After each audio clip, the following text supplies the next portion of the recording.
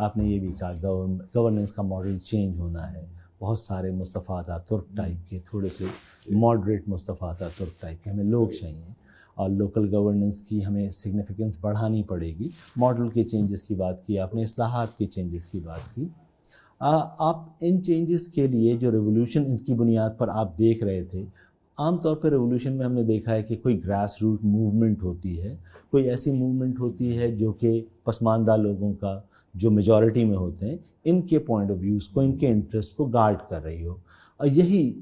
جو موومنٹ ہوتی ہے اس کی لیڈرشپ کا ہی یہ کام ہوتا ہے کہ وہ تبدیلیوں کو میننگ فل بنائے عوام کے لیے۔ تو آپ کی اصلاحات تو بہت ہی خوش آئند ہیں، بہت سمجھ میں آتی ہیں، لیکن اب تک جو ہے وہ نافذ نہیں ہو پاتی، اور تھرو آؤٹ ہوا ہے۔ آپ نے بھی جو ہے پولیٹیکل اپنی لائف میں اس کے لیے تجربے کیے ہیں، کوششیں کی ہیں۔ تو آپ کے خیال میں یہ جو ٹاپ ٹو باٹم اپروچ ہے آپ تک ہم پاکستان میں دیکھتے آئے ہیں کہ دیر از اے ڈسکنیکٹ، جو آپ نے بھی کہا کہ لیڈرشپ میں اور عوام میں ہیوج ڈسکنیکٹ ہے۔ عوام بہت زیادہ باشعور ہے، عوام سیاسی معاملے کو زیادہ سمجھتی ہے، اس کے باوجود بھی وہ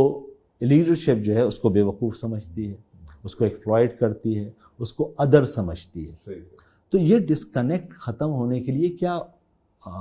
ٹاپ ٹو باٹم اپروچ ہوگی، یا آپ دیکھ رہے ہیں کہ کوئی ہمارے پاس باٹم اپ اپروچ کوئی بننے جا رہی ہے؟ آخر یہ تبدیلیاں کیسے ہوں گی؟ شکریہ۔ براہ راست تو ہمارے پاس عوام کی سطح پر، مقامی سطح پر وہ ایک یا دو یا تین بڑی مستحکم سیاسی تحریکیں نظر نہیں آتی۔ سیاسی جماعتیں ضرور ہیں جن کی جڑیں موجود ہیں اور الیکشن کے وقت وہ بہت کام آتی ہیں، یا بڑے بڑے مجمع کو جمع کرنے میں، لیکن those are not really what we are talking about. ہم جو تصور کر رہے ہیں ایک ایسی تحریک جو عوام کو با اختیار بنائے تبدیلی لانے میں، وہ ابھی تحریک کے طور پر سنگل موومنٹ یا ٹو موومنٹس کے طور پر ابھی نہیں ابھری۔ لیکن ایک اور پہلو ہے پاکستانی سماج کا جہاں کچھ کرن، کچھ امیدیں نظر آتی ہیں، وہ ہیں سماج میں موجود مختلف قسم کی تنظیمیں جن کو ہم کہہ سکتے ہیں سول سوسائٹی آرگنائزیشن یا N G Os. N G Os کا مسئلہ یہ ہے کہ کئی این جی اوز یا بعض این جی اوز کا تعلق بیرون ملک سے مدد ملنے پر منحصر ہے، لیکن کئی اور بھی این جی اوز ہیں جو باہر کی مدد پر ڈپینڈ نہیں کرتی، جو پاکستانی عوام سے اپنی امداد حاصل کرتی ہیں اور بہت بہترین کام کر رہی ہیں، چاہے وہ انڈس ہاسپٹل ہو، S O S children's villages ہو، ایل آر بی ٹی ہو، ایس آئی یو ٹی ہو، شوکت خانم کینسر ہاسپٹل ہو۔ مائی گاڈ، اتنا ایک یہ دلچسپ پہلو ہے پاکستانی عوام کا کہ بہبود کے سلسلے میں خیرات دے کر یا زکوٰۃ دے کر ایسی اداروں کو، تنظیموں کو انہوں نے بڑا پائیدار بنایا۔ لیکن ساتھ ساتھ ایسی بھی تنظیمیں ہیں جو حقوق کے لیے احتجاج کرتی ہیں، مظاہرے کرتی ہیں، چاہے وہ پاکستان فشر فوک فورم کیوں نہ ہو۔ کئی سالوں سے وہ بیچارے وہ جو فشر فوک جو افیکٹ ہوئے ہیں انڈس ریور کے ڈیلٹا شرنکنگ کی وجہ سے، یا دوسرے میں ایک وہ ہے، کئی ایڈووکیسی قسم کی تنظیمیں، ان کا کام ہے ایڈووکیٹ کرنا۔ چاہے ایک اور ایکسٹریم ہے human rights commission of Pakistan, جس کو ایک حصہ ہے ہمارے معاشرے کا سمجھتا ہے یہ تو یار یہ مغربی دنیا کا تصور ہے ہیومن رائٹ، حالانکہ اس میں کوئی مغرب مشرق کا بات نہیں ہے۔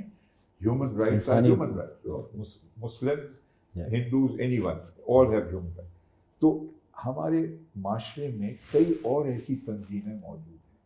مثلا ایس پی او اور بامبیلی، اس کے ساتھ میں وابستہ ہوں، تو یہ بھی کیمپین کرتی ہیں پسماندہ علاقے کے خواتین کے حقوق کے لیے یا اقلیتوں کے لیے۔ تو ان میں مجھے آثار نظر آتے ہیں، ممکنات نظر آتے ہیں کہ آہستہ آہستہ ان کے اتحاد قائم ہو رہے ہیں، کولیشنز بن رہے ہیں، کچھ ان میں سے آلریڈی سیاسی پروسیس کا بھی حصہ بن گئے ہیں، کاؤنسلر کے الیکشن میں حصہ لے کر कामयाबी भी हासिल की है, कुछ इनमें से MPAs बने हैं, कुछ MNAs भी बने हैं। एक लड़की जो एक ऐसे स्कूल में पढ़ी जिसको मैंने स्पॉन्सर किया था as a senator back in the 80s इन थरपारकर, माशाल्लाह बन गई senator and she got to preside, senator Krishna Kohli. तो एंड सियासी अवेयरनेस के शऊर के साथ, तो at the moment we don't have that kind of spirited, dedicated grassroots movement, but there are hopes appearing and those hopes need to be built upon. अब मुझे लग रहा है कि 10 से 15 साल की ज़रूरत है कि इसमें कुछ कोलिसिंग इफेक्ट शायद पैदा हो, और उसमें एक बड़ा अहम रोल होगा कि आप कैसे सियासी जमात या सियासी तहरीक को इस्तेमाल करें बग़ैर जानिबदारी के, क्योंकि जमहूरियत का सानेहा ये है कि एक तरफ जमहूरियत बहुत लाजिम है, लेकिन जमहूरियत को पायदार बनाने के लिए सियासी जमातें भी चाहिए, लेकिन सियासी जमातों का मतलब है जानिबदारी, मेरी पार्टी, मेरा लीडर सबसे बेहतर, बाकी के सब निकम्मे। ये जो बहुत ही मनफी सोच है,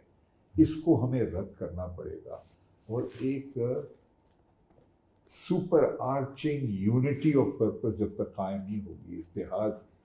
एक मिशन के बारे में जिसमें ज़ातियत और वही मैंने अर्ज़ किया था कलेक्टिव लीडरशिप को जब तक हम फरोग नहीं देंगे तो वो मुमकिन नहीं होगा। बट आई एम होपफुल कि इतने ये प्रेशर्स जो आ रहे हैं बैनुल अक़वामी सतह पे, जिसका आपने इंडिकेशन दिया, अंदरूनी प्रेशर्स जो बढ़ रहे हैं, ये नागुज़ीर होगा आइंदा आने वाले 5, 10, 15 साल में कि इनका एक कोलिजन होगा, and it will be like a fermenting kind of explosion in a positive sense, एक मुस्बित sense में something productive will come out of it, because it will otherwise be not possible to sustain coherent development internationally and nationally.